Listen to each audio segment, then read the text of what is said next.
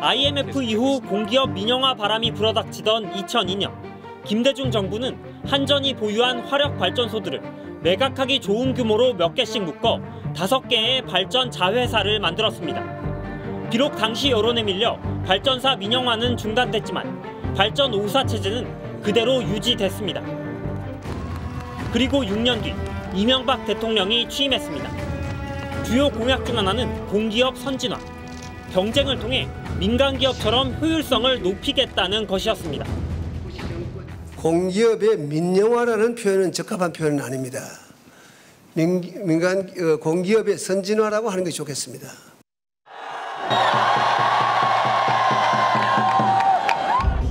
하지만 집권 초반기 광우병 촛불 시위로 정권의 존립 자체가 위협받자 이명박 대통령은 공기업 선진화는 있어도 매각은 절대 없을 거라고 선언했습니다. 가스, 물, 전기, 이런 것들이 전부 민영화된다 이렇게 하는데 이것은 애초부터 민영화 계획은 전혀 없습니다. 거짓말이었습니다. 이명박 청와대가 작성한 문건. 우선 경쟁 입찰을 통해 2개 발전 회사부터 매각한다. 추이를 보며 나머지 3개사 매각을 추진하겠다. 발전 공기업 5개 모두 매각한다는 계획을 비밀리에 세워놨던 겁니다. 청와대는 박재환 정무수석을 필두로 박영준과 이영호 비서관 등 MB정권 실세들이 대거 참여한 공공기관 선진화 지원 TF를 만들었습니다. 여론전 방안까지 꼼꼼하게 준비했습니다. 부처별로 인터넷팀 가동 24시간 대응체계 구축. 신이 내린 직장 시리즈 게재. 보수단체 주최 토론회 지원. 진보단체 집회에 대응한 무력화 전략. 2008년 말에 작성된 또 다른 청와대 문서. 민영화의 여건을 조성해 나갈 필요가 있다. 주요 대상은 전력, 가스, 수도 등 네트워크 산업. 발전 산업, 즉 전기뿐 아니라 물과 가스 관련 공기업까지 모조리 민간업체에 매각하겠다는 겁니다. 청와대가 매각하려는 발전회사는 어떤 곳일까? 한전 자회사인 남동발전은 2011년부터 2015년까지 누적 순이익이 1조 4천억 원. 순이익이 가장 적었던 남부발전도 같은 기간 누적 이익이 5,700억 원입니다. 황금알을 낳는 거위 수준.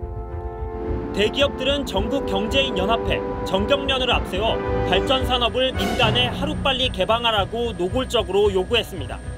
2009년 정경련이 내놓은 보고서, 발전 부문 민간기업 투자 참여 확대, 그리고 민영화를 포함한 진정한 경쟁체제 도입을 촉구합니다.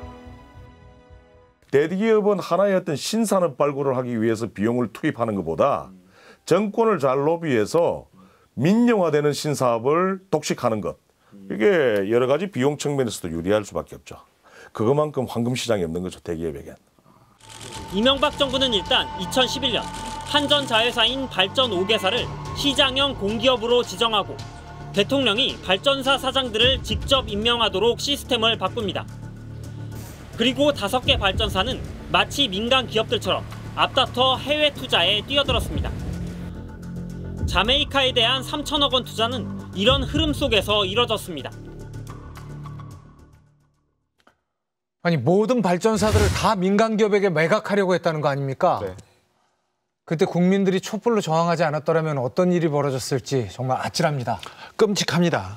이명박 대통령은 사실 공항을 파시려고 하셨던 분 아니십니까? 그렇죠. 도로와 다리는 이미 많이 파셨고요. 발전사 5개도 이미 다 민간에 퍼주려고 준비하고 계셨어요.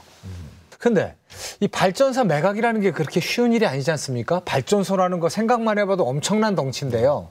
이 발전사가 규모가 어느 정도 되는 겁니까?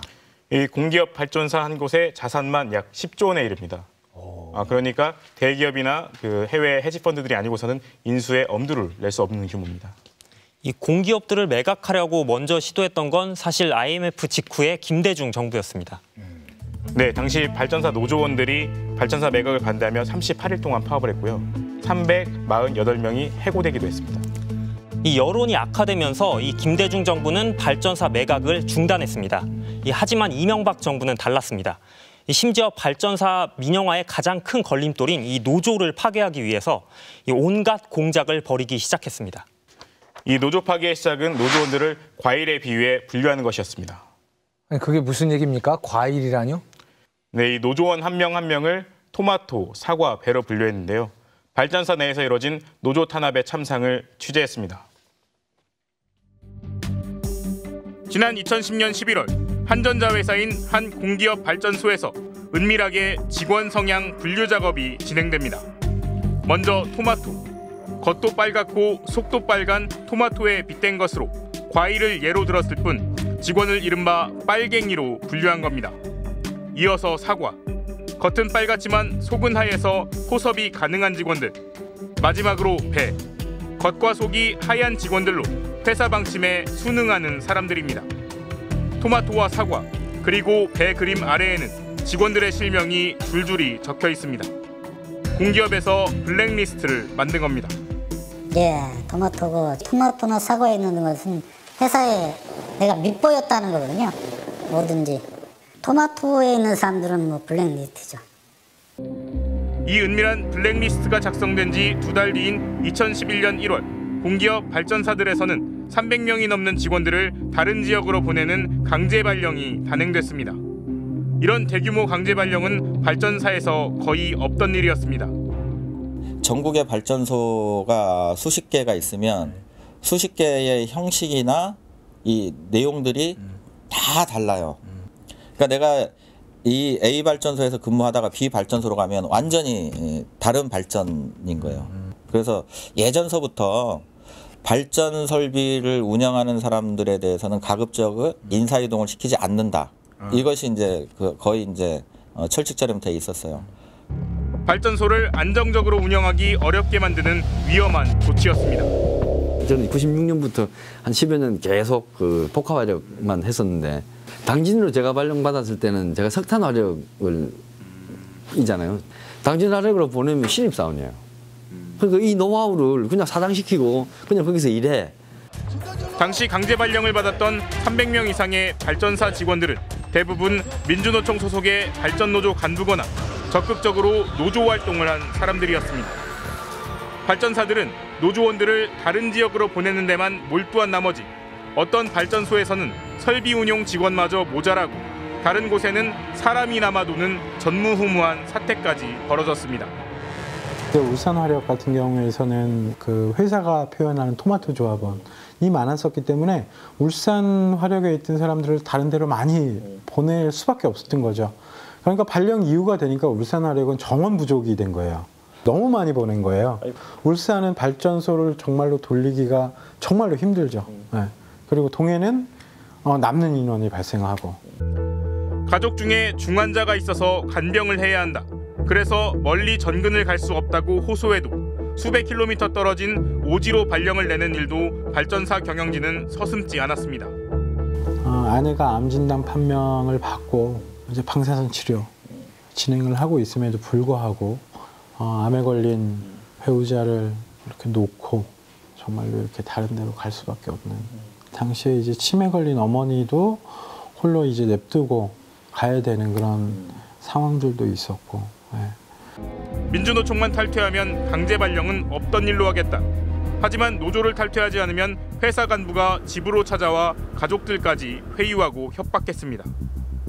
사택을 찾아와서 사실은 당신 자제가 지금 회사의 정책이 발전노조를 탈퇴해서 뭐 이런 부분인데 그런 부분에 순응하지 않으면 불이익을 받을 수 있다. 다만 왜 이런 일이 일어났던 걸까? 우선 이명박 대통령이 직접 나서 노조에 대한 강경 대응을 주문했습니다. 저는 아주 실망스러운 것은 노사 문화에 있어서 정부 방침에 대항하고 더욱이 행동으로 옮기고 길거리에 나오고 반정부적인 벽보를 붙이고 이러한 공직자는 공직자의 자격이 없는 겁니다. 이명박 대통령의 호통에 신복들이 움직였습니다. 2009년 9월 박영준 국무차장이 주재한 회의에서 이영호 당시 청와대 고용노사 비서관은 공기업 간부들에게 강력한 노조 대응을 주문합니다. 철도공사는 적극적으로 노조 대응을 하고 있으나 가스와 발전은 계획만 있지 실천은 없다. 발전사와 가스공사 경영진들을 콕 집어 노조에 제대로 대응을 안 하고 있다고 강하게 질타한 겁니다. 불법 사찰로 악명 높은 총리실 산하 공직윤리지원관실도 행동에 들어갔습니다. 사찰 대상자를 정리한 수첩에 발전노조 박노균, 강성이라는 메모가 선명합니다. 당시 발전노조 위원장이었습니다. 다른 데는 노동조합으로 이렇게 명기되어 있는데 발전노조는 발전노조, 가로하고 강성, 박노균, 가로 닫고 이렇게 메모를 했더라고요. 와, 이렇게까지 우리 발전노조를 사찰하고 탄압하려고 했었구나. 사실 섬뜩했죠. 거기서 멈추지 않았습니다. 경찰과 국정원까지 대놓고 발전사 노사관계에 개입하기 시작합니다. 2010년 11월 29일 동서발전 노무 담당자가 경찰청 정보국의 간부에게 보낸 이메일. 죄송합니다. 투표를 가결시켰어야 했는데 플랜 B 추진 일정을 보내드립니다. 조직적인 민주노총 탈퇴를 성공시키지 못했다며 경찰에게 정중히 사과하는 발전사 노무 담당자. 발전사에서 경찰에 지속적으로 보고하고 지시를 받았음을 짐작케 하는 대목입니다. 이들이 경찰에 보고한 다음 계획 플랜 B는 회사가 직접 기업별 노조를 만드는 일, 사실상의 어용노조를 만드는 것이었습니다. 결국 기업별 노조가 만들어지고 사측의 집요한 공작이 이어지면서 6,200명이 넘었던 민주노총 조합원 중 5,000명이 발전노조를 탈퇴하고 기업별 노조로 옮겼습니다. 이명박 정부가 그토록 원했던 발전사 민영화의 큰 걸림돌이었던 발전노조는 사측과 경찰, 국정원 등의 합동공격에 완전히 무력화됐습니다. 토마토, 배, 사과라뇨. 이거 블랙리스트 가지고 말장난하는 거 아닙니까? 이렇게 과일 이름으로 직원들을 분류해놓고 이 노조원들에게 한 가혹행위들을 보면 정말 끔찍하기 짝이 없습니다. 토마토는 최고 강성이다. 이거 빨갛다. 빨갱이다. 이런 얘기죠. 발전사 하나를 팔기 위해서 이렇게 꼼꼼하게 움직였습니다. 아니, 자마이카 같은 곳에 대한 투자는 그렇게 엉성하게 해놓고 노조 탄압은 이렇게 꼼꼼하게 했습니다. 20년 동안 화력발전소에서 근무했던 직원들을 다음에 수력발전소로 보내기도 했습니다. 꼼꼼하죠. 네. 스트레이트가 취재한 바에 의하면 그 자회사 사장의 역할은 명확했습니다. 첫 번째는 노조 파괴였고요. 두 번째로는 이명박 정권의 말을 잘 듣기였어요. 사실 발전사 이거 굉장히 중요한 회사입니다. 자원외교에서 가장 중요한 축을 담당하고 있는 것이 이 발전사였어요. 발전사에서 석탄도 사고 석기도 사주거든요. 그래서 대통령이 이 발전사 사장의 임명권을 틀어주는 게 중요했겠군요. 그러니까 사장 임명권도 가졌겠다. 민영화에 반대하는 노조도 몰아냈겠다. 그때부터는 일사천리 원하는 대로 일들을 추진할 수 있었겠군요. 네, 이 와중에 무려 4조 원을 들여서 새롭게 이 초대형 석탄 화력 발전소를 지었는데요. 무려 원자력 발전소 2기에 맞먹는 이 엄청난 규모였습니다. 네, 그런데 이 신형 발전소에서 끊임없이 사고가 터지고 있었습니다. 은폐됐던 첨단 발전소의 실체를 단독 취재했습니다.